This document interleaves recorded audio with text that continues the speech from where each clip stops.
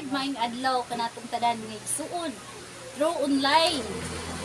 Welcome to Ladder to Heaven YouTube TV. Apan sa dili pa mi magsugod nga igsuon, magpaila-ila sa mi. Ako dahil si Pastora Malin, ug ang akong kauban si Pastora Marilyn. Ang among episode ning takna sa nining takna ang mga igsuon nagauluhan og divine connection. Unsa ka importante nga doon natay sakto nga pagpakigrelasyon diha sa Ginoo. Muning ang tema namo nini nga kahaponon nagauluhan, Pagdango, paghinulsol o pagsalig. praise the Lord. Apan sa dili pa, magampuon na ta. Labing balaan gamhanan dalaygon nga Dios Ginoo ni taknaa o nga di kami ginapaubos so ginayog mo mo matagusan namo makaugalingon Ginoo kay among ginailalor nga kung wala ka Ginoo wala kayud kami manhimo walay panahon Ginoo nga wala ka namo kinahanglan Ginoo. Salamat ugad nga ang giya nga gikan kanimo kaalam nga gikan kanimo Lord magaabot ka namo og sa tanan nga magatan-aw niini. Salamat nga imong balaang espiritu Ginoo magapuyo sa among mga kasing-kasing. Salamat sa imong pagkamaayo. Walay dapit ang buhat sa kaaway Lord nga makapanghilabot in the mighty name of Jesus. Salamat sa tanan nga imong pagabuhaton Lord. In Jesus name we pray. Amen. Amen. Sa makausap pa, may nga daw sa tanan. Amen. Ang among uluhan ng igsoon ng takna sa nining taknaan nag-uuluhan pagdango paghinulsol o pagsalig. Unsa day ka importante ang pagduol, ang pagdango diha sa Ginoo. Para sa imuha sister, unsa ka importante nga muduol ka sa Ginoo?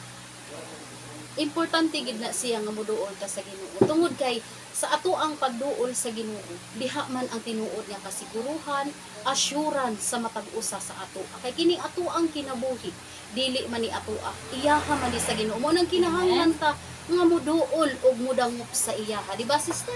Amen.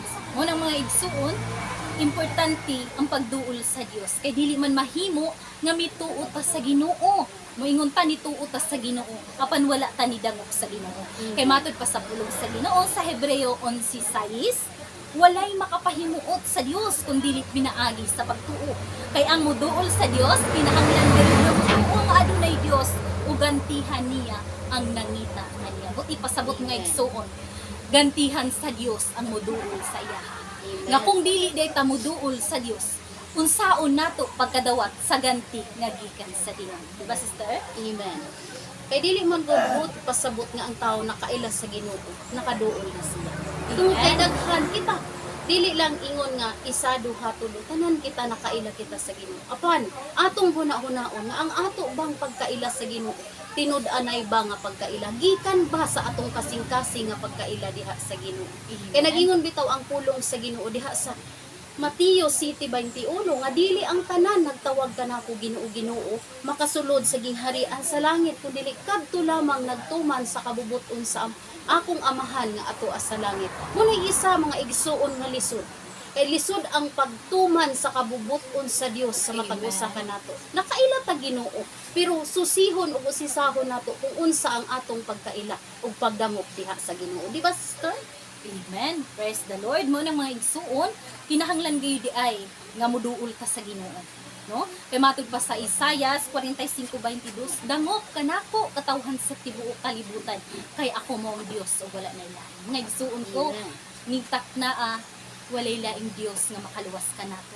Gawas sa Dios nga nagwisi ang kinabuhi aron ikaw ug ako igsuon makabaton og kaluwas. Di ba sister? O amen. Mao nang kinahanglan natong huna-hunaon sa ato ang kaugalingon nga sa atong pagdangop sa Ginoo dili lamang kutob sa dila kun dili dapat sa ato agyud ng kasing-kasing kay dili nato pwede nga limbungan ang Ginoo. Amen ba sister? Amen. Mao nang dili nato usikan mga igsuon ang kahigayunan nga gitagaan pa ta ug panahon sa Ginoo. Nga samtang ang tawo adunay gininhawa, nga samtang ang tawo adunay kinabuhi, aduna patay dakong kasiguraduhan nga makapangayo patag pasaylo diha sa Ginoo. Mo nang para sa imuha sister, unsa di ka importante ang paghinulsol nato sa atong mga sala diha sa Ginoo. Para sa ato sa ato ang tanan importante nga maghinulsol. Kay nga wala may lain nga makapasaylo sa tanan natong kalapasan makahimlo kanatong ikan sa kahugawan nga ato ang ginabuhat sa matag adlaw dili ang Ginoo. mao nang kinahanglan ta nga maghinulsol, kinahanglan nga muduol ta sa Ginoo uban sa paghinulsol ug ang kunon nato nga kita makasasala kanunay atubangan diha sa Ginoo. Kay dinhi niining kalibutan walay tawo nga perfecto. Di ba, sister? Amen. Amen. Walay taong perfecto mga igsuon. Mao nang matud pa sa Jeremiah 23:24, matud pa sa pulong sa Ginoo. Walay makatago gikan kanako. Wala ba kamo masayon nga ako anaa sa tanang dapit sa langit ug sa yuta. Mao nang mga igsuon ko through online nga nagalantaw ining takna dili ta katago sa Ginoo. Ingnon ko kamo nga aduna pay dakong kahigayunan nga kita maghinulsol ug muduol sa Dios. Kay ang paghinulsol pinaka-importante. Bisan pag moingon tas tong kaugalingon nga wala ko'y sala kay wala man ko kapatay pero ingnon ko ikaw igsuon. Nga bisan pag ikaw pa ang pinakabuutan nga tao sa tibuok kalibutan. Kung ikaw dili mo ila ug muduol sa Dios, matod pa sa pulong sa Ginoo. Ang kabuutan sa tao trapo lamang atubangan sa Dios. Amen, sister, di ba? Oh, amen. O nang kinahanglan tang makikoneksyon sa Ginoo. Kaingon ang pulong sa Ginoo diha sa Salmo 5:4. Dios siya nga dili mahimuot sa dautan ug kaniya walay dapit ang kahiwian. Munang kinahanglan ta nga muduol ug mudangop maghinulsol sa tanan natong kalapasan kay diha sa Ginoo wala niya gitugot ang kunot, buling ug mancha sa iyang ginharian. Munang samtang adunay pay panahon gamiton nato samtang dili pa maulahi ang tanan. Kay ingon bitaw ang pulong sa Ginoo, ayuha paggamit kining panahon na kay nag-anam na kining kadautan. Mao nang unsa pa may atong gihulat, maghinulsol ta, mudangup ta kanunay diha sa Ginoo. Kay ingon ang pulong sa Ginoo nga bulahan ang tao, kansang sala gipasaylo na ug ang kalapasan wala na isipa. Munay isa nga atong assurance diha sa Ginoo. Di ba, sister? Amen. Hallelujah. Buti pasabot mga igsuon na sayran sa Dios ang tanan natong lihanan. Nga dili ta katago sa Ginoo bisan pag moingon ka naa ka sa ilalom sa kadagatan matud pa sa kanta. Bisan pag naa ka ilawom sa kadagatan o bisan asa pa man ining kalibutan. No, dili ta katago sa Ginoo, walay malilong atubangan sa Ginoo. Pero adunay dakong kasiguraduhan mga igsuon kung kita moduol sa Dios. Kay matud pa sa unang 1:9, kung isugid nato sa Dios ang atong mga sala, Dios siya nga mogpasaylo sa tanan natong mga kalapasan ug maghinlo sa tanan natong mga sala. Munang nining taknaa, ayaw usigi ang kahigayunan sa pagduol sa Dios, sa pagsugid sa Dios nga ikaw nasipyat sa iyang katubangan. Kay Dios siya nga mapasayloon ug andam sa kanunay ang iyang mga kamot, open arms nga muhapwag kanimo igsuon sa panahon nga ikaw moduol sa Ginoo. Di ba, sister? Amen. O nang kinahanglan kung aduna patay panahon, dili nato hulaton nga moagi tag kalisdanan, dili nato hulaton nga kanang mag 50-50 na ang atong kinabuhi. For example, sama sa akong nasinatian. Nga dili nato hulaton nga kanang naana ta sa ingon pa sa Tagalog nga bingit sa kamatayan, adisir tamuduol sa Ginoo. Munang pahimuslan nato igsuon ang panahon. Samtang aduna pay kahigayunan nga gihatag sa Ginoo sa ato. Di ba, sister? Amen. Hallelujah. Kay matud pa sa pulong sa Ginoo. Usa pa bata muduol sa Ginoo nga makasinati patag mapait nga kasinatian. O nang igsuon ayaw na siki ang panahon. Duol og dangop sa Ginoo samtang napay kahigayunan. O nang importante gayud ay sister nga maghinulsol ka. Amen. Para sa imo sister, unsa ka importante? Ato na punta sa pagsalig. Unsa day ka importante kung salig ka sa Ginoo? Para sa imo unsa ka importante? Amen.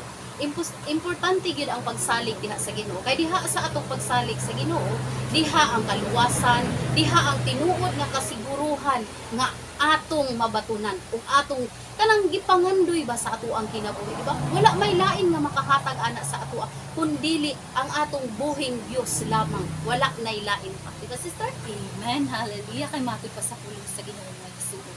Bulahan ang tawo nga miduol sa Dios bisan siya wala pa kapitas sa Ginoo. Hallelujah. Manang ning taknaa igsuon. Kinahanglan ta. Ginaawhag ta mo nga kinahanglan ta mo salig sa Ginoo. Salig sa Ginoo, dangup sa Ginoo. Di ba kung example sa dihang naminyo na ka. Dili man kamo kalit og kaminyo. Kung dili ka mo kalit og kaminyo kung wala ka gipanguyaban. Di ba musugot ta tungod kay nahigugma ta. Ug dapat ingon ana ta atubangan sa Dios. No? Dapat nato higugmaon ang Ginoo kay ang tawo nga nahigugma igsuon dili imposible sa iya nga siya mo damo, nga siya mo duol, nga siya mahigugma sa Ginoo ug motuman sa tanang kasuguan sa Ginoo. Amen. Di ba sister? Amen, sister. Mo nang kinahanglan gayud kita mo salig sa Ginoo. Kaingon ang pulong sa Ginoo diha sa Panultihon 3:5 ug 6, salig sa Ginoo sa bug-os mong kasing-kasing. O dili lamang ingon nga salig-salig ra ko, dili kinahanglan sa bug-os gyud nato nga kasing-kasing ug dili ta magsalig sa atong kaalam ug sa kanunay hinumduman nato ang Ginoo sa tanan natong buhaton aron tultulan ta niya sa sakto nga dalan. Kay ang tawo usahay mahimong hambugiro labi nagdako og grado. Di ba? Mo na isa nga magarbuhon ang tao kung adunay dako nga grado. Moingon na labi nagnaanak kaniya ang tanan. Moingon na nga okay na ko, okay ra ko, wa ko'y paki, di ba? Pero hunahunao na to igsuon. Kung kanang tanan nga atong nabatunan kuhaon kana sa Ginoo sa atoa, aduna pa bay atoa? Di ba? Di ba, sister? Amen. Mo na dili basihan kung unsa ang atong nabatunan karon nga so, kay matod pa sa pulo sa Ginoo mag-unsa man nga naangton nimo ang tibuok kalibutan apan malaglag ang imong o na kinahanglan ta nga mosalig sa Dios kay ang pagsalig sa Ginoo mo igsoon naa dinha ang tinuod nga kasiguraduhan ug assurance sa tawo nga siya makabatul sa sakto nga pagpakigrelasyon sa Dios unsa di ay kaimportante ang kasiguraduhan unsa di na siya nga kasiguraduhan matod pa sa Salmo 94:14 dili biyaan sa Ginoo niya katawhan dili niya pasagdan ang mga iya igsuon kung imong ang kunon nga ang Dios sa imuhang kinabuhi igsuon hatagan ka sa Ginoo ug katungod nga mahimo kanyang anak ug adunay dakong assurance nga sa tibuok nimong kinabuhi dili ka kaya pasagdan ang biyaan sa Ginoo di ba sister? Amen. Kaingon ang pulong sa Ginoo diha sa Isaias 40:29, hatagan niya gahom ang kuyang ug walay umoy hatagan niya kusog, di ba? Munay isa nga assurance nato ug nag-ingon usab siya diha sa iyang pulong sa Isaias 40:31, apan kadtong mosalig sa Ginoo makabaton og bag-ong kusog, manlupad sila daw agila, managan sila og dili kapuyan, di ba? Munay isa nga assurance diha sa Ginoo kung mosalig ta diha ang tinuod nga kasiguruhan bisan pag unsay mo abot sa atong kinabuhi bisan pag unsa ang balod nga atong sagubangon basta ang atong pagsalig pagdango paghinulsol naa nato mapundar diha sa Ginoo walay makababag ni anang tanan. Amen ba sister? Amen. Praise the Lord. Salamat sa pulong sa Ginoo mo igsoon ninintak naa ug manghinaot mi nga naa mo inakutlo sa matag minsahi nga inyong nadungog ninintak naa. Ug manghinaot mi nga sa tanan nga nakadungog o nakabati o nakakita ini nga true online no mong gina-invite no nga mo like and share no o kung naamoy pangutana comment lang sa like section sa message. Praise the Lord o apan sa dili pa magampo sa pulong sa Ginoo labing balaan gamhanan dalay ko namo nga Dios Lord salamat Ginoo Dios sa imong mensahe at naa Ginoo Dios Lord paday nimo kadtong nga siluhan nga pulong Ginoo Dios sa tanan nga nakabati nakakita ni ini nga mensahe Ginoo Dios salamat sa kaluwasan Ginoo Dios nga magadagayday ngadto kanila salamat Lord God nga ang giya nga gikan kanimo magaabot Ginoo Dios sa tanan nga mamati o nakakita ni ini Ginoo Dios salamat sa imong mensahe siluhan nimo kadto sa gahom sa balang espiritu walay buhat sa kaaway nga makaagaw niadto gikan kanamo Dios. Giyahan nimo kami kanunay sa among pagkinabyo. Tudloi kami sa tanang panahon nga muduol, musalig, mudang diha lamang kanimo. Dalay kung kaamahan Lord sa walay katapusan. All the glory and honor is kanimo lamang. Sa pangalan ni Jesus. Amen. Ay adlaw sa tanan.